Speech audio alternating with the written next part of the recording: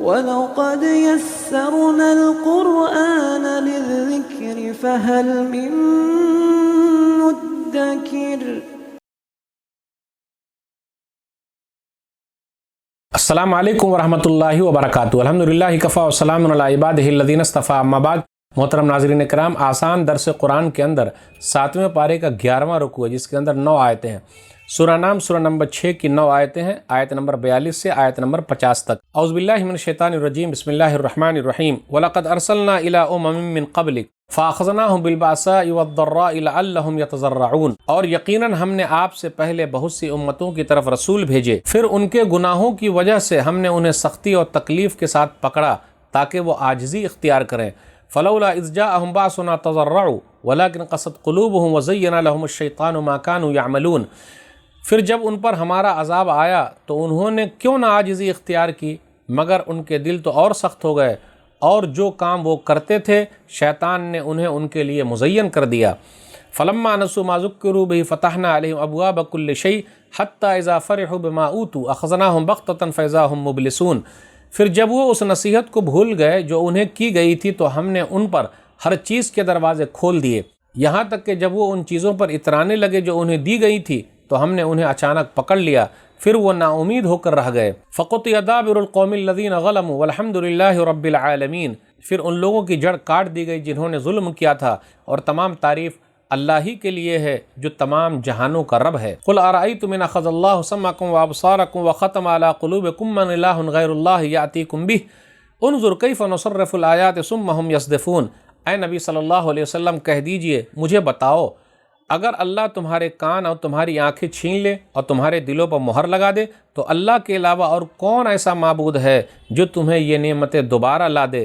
دیکھیے ہم کیسے پھیر پھیر کر اپنی آیتیں بیان کرتے ہیں، پھر بھی وہ کافر منہ موڑ لیتے ہیں۔ قل ارأیتکم ان اتاکم عذاب اللہ بغتۃ او جہرۃ هل یہلک الا القوم الظالمون۔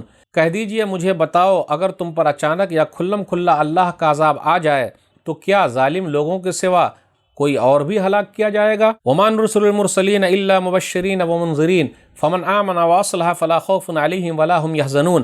اور ہم رسولوں کو صرف بشارت دینے والے اور ڈرانے والے بنا کر بھیجتے ہیں، پھر جو ایمان لے آئے اور اپنی اصلاح کر لے تو ایسے لوگوں پر کوئی خوف نہیں ہوگا اور نہ وہ غمگین ہوں گے۔ والذین کذبوا بآیاتنا یمسهم العذاب بما كانوا یفسقون۔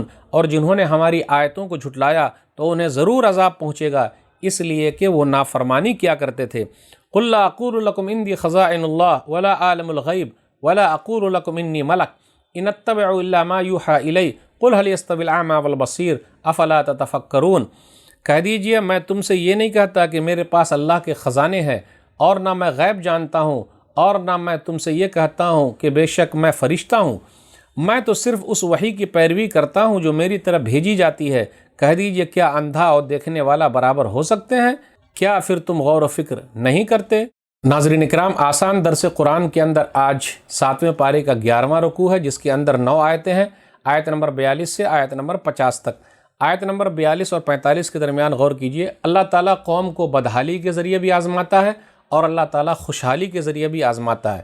بدحالی کے ذریعے آزماتا ہے تاکہ لوگ خشوع و خضوع اختیار کرنے والے ہو جائیں، رو رو کر گر گرا کر اللہ سے مانگنے والے ہو جائیں۔ تنگی کے ذریعے اللہ آزماتا ہے، پریشانی کے ذریعے آزماتا ہے، اور اللہ تعالیٰ کو ایسی پکار بہت پسند ہے کہ بندہ اللہ کے سامنے رو رو کر اپنی بات کو رکھے۔ پھر اللہ تعالیٰ نعمتوں کے ذریعے آزماتا ہے۔ فتحنا علیہم ابواب کل شیء، ہر چیز کا دروازہ کھول دیتا ہے، آسمان کا دروازہ کھول دیتا ہے، بارش ہوتی ہے، زمین سے اللہ تعالیٰ نعمتیں دیتا ہے، برکتیں دیتا ہے، نوازتا ہے۔